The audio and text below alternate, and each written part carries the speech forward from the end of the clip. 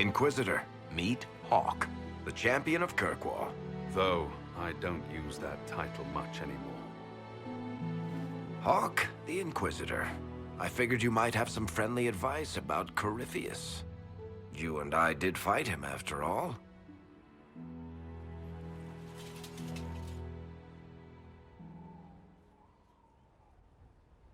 This view reminds me of my home in Kirkwola. I had a balcony that overlooked the whole city. I loved it at first. But after a while, all I could see were the people out there depending on me.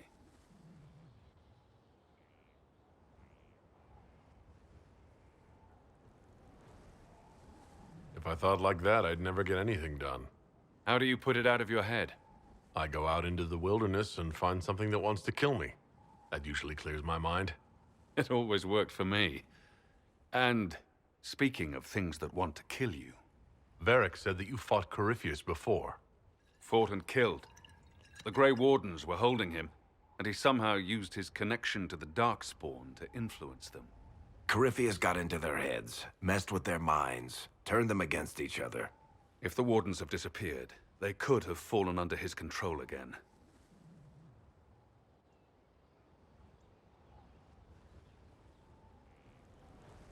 If that's what happened to the Wardens, do you think we can free them? It's possible. But we need to know more first. I've got a friend in the Wardens. He was investigating something unrelated for me. His name is Stroud. The last time we spoke, he was worried about corruption in the Warden ranks. Since then, nothing. Corypheus would certainly qualify as corruption in the ranks. Did your friend disappear with them? No. He told me he'd be hiding in an old smuggler's cave near Crestwood. If you didn't know about Corypheus, what were you doing with the Wardens? The Templars in Kirkwola were using a strange form of lyrium. It was red. I'd hoped the Wardens could tell me more about it. We've encountered red lyrium. Corypheus was using it to corrupt the Templars and turn them into his slaves. Hopefully my friend in the Wardens will know more.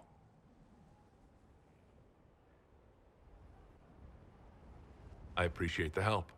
I'm doing this as much for myself as for you. Corypheus is my responsibility. I thought I'd killed him before. This time, I'll make sure of it. Inquisitor.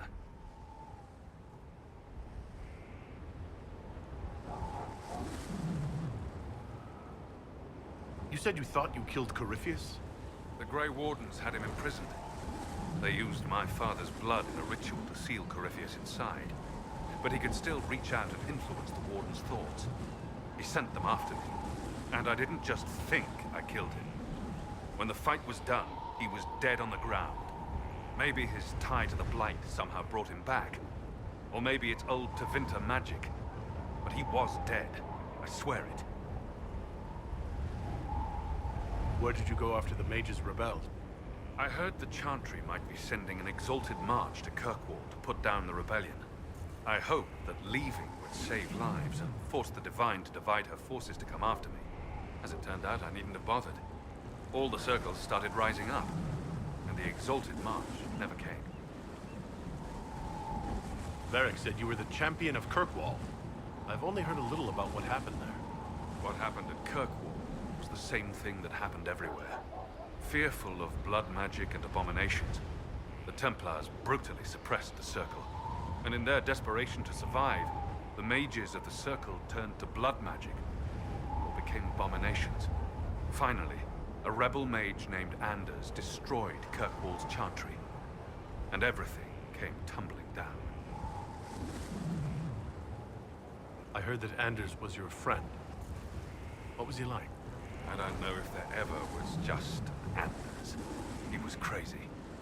By the end, there was nothing left in him except this insane need to start a war no one could win. I heard you had family and friends in Kirkwola. Where are they now? When the Wardens began acting strangely, I had my friend Aveline take my brother out of the Free Marches. My uncle Gamlen's still in Kirkwola, but everyone else I used to know, they've pretty much scattered to the winds. I assume Varric's been feeding you information about the Inquisition? What did he say about me? Only good things, I promise.